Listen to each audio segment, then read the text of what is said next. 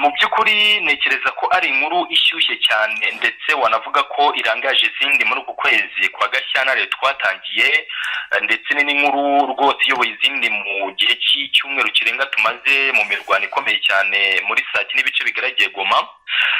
Byumvikanaga bigatera ubwoba ni iraswa ryagiye ryumvikana muri komine zigiye zitandukanye arimo mu gace ka Mugunga n'ibindi bice, ariko ubu noneho byasatiriye kimwe mu bikorwa remezo twavuga ko Kongo igenderaho kugeza ubu ni iki kibuga cy'indege mpuzamahanga.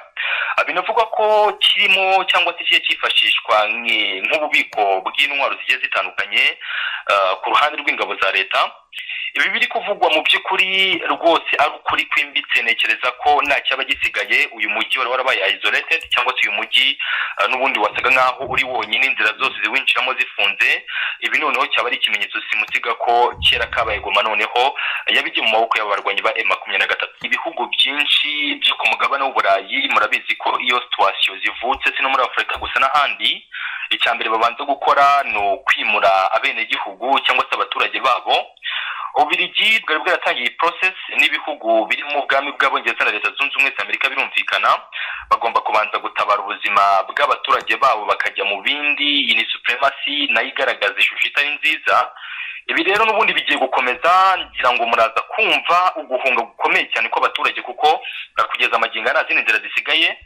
Inzira zihari ni Kivu no kwinjira ku butaka bw'u Rwanda, cyangwa se gufata gutema ikirere berekeza mu bihugu cyangwa se mu byerekezo bigiye bitandukanye. Kuba iki kibuga cy'indege mpuzamahanga cya Goma cyarashweho byo biraza gukura imitima n'ubundi yari isanzwe iregetse y'abakongomani benshi bamaze igihe mu gihirahiro bibaza ni iki kigiye gukurikiraho. Rimwe na rimwe wenda bagahabwa icyizere na leta. Ngira ngo uruzinduko rwa Defense Minister Jean Pierre Bemba hari icyo rwari rwakoze, ariko n'ubundi ntabwo rwari rwamaze ubwoba neza abaturage bamaze igihe bashidikanya ku bushobozi bw'izi ngabo ndetse n'ibihuro by'imitwe myinshi itwara gisirikare kubarizwa muri Kongo. Nekereza ko ibi ahubwo tugiye no gutangira kubona no kumva imiryango mpuzamahanga igiye kugaragaza cyangwa se igiye kwigaragaza kurusha na mbere, kuko iyo inyungu zabo zitangiye kubangamirwa cyane ko ikibuga cy'indege mpuzamahanga musanzwe muzi ko gikoreshwa cyane, kirakoreshwa mu by'ukuri bero circulation nyinshi. Izi nganda rutura n'ibi bihugu bikoresha ubukungu bwa Kongo yifashisha kira gice. Mu gihe rero cyaba kitari mu maboko ya leta ho byaba ari ibindi.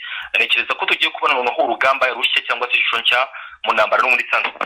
Nta kindi kimenyetso yabiri gutanga ni ukugaragaza ko baje kandi baje bambaye, ariko nanone mu mboni zanjye nk'umusesenguzi sinekereza ko ingabo za leta nazo zishobora kwirasaho nibyo wenda kugira ngo zigaragaze ko situation ikomeye, ariko mu buryo bumwe ugiranyije n'ibyabaye hariya ntago nekereza ko ari bo ubwabo baba byikoreye.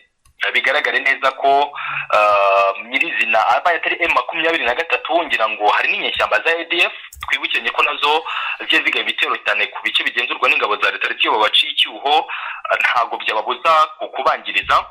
Ibi turi gutekereza ko hagati ya ADF na M23 harimo umwe mu mitwe yitwaye igisirikare y'abakoze icyo gikorwa, ariko amahirwe menshi imibare myinshi ikaganisha kuri M23 kuko niyo iri hafi y'uyu mujyi wa Goma. Byagiye bitangazwa mbere bagitangira ino campaign yabo yo guhabaza renda intwaro. Zimwe muri local society societe civile zikorera imbere muri Kongo zirabyamagana, M23 nayo irabyamagana.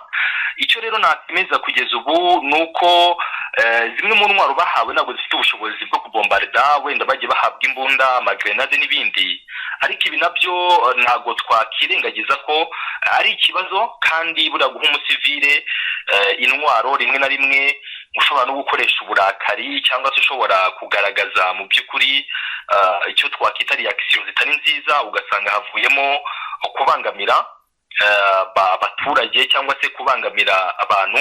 Ibi nabyo urabona ko bitari buze gutanga image nziza mu by'ukuri, ari nabyo benshi mu basesenguzi cyangwa se n'abakurikirana hafi ibera hari muri Kongo bakunze guheraho bagaragaza ko ari amakosa ya mbere yakozwe n'ubuyobozi bw'Kinshasa, kandi bigoranye cyane kuba intwaro zarinje mu baturage mu by'ukuri zabasha kuhava. Kugeza ubu navuga ko iki cyo kigoranye.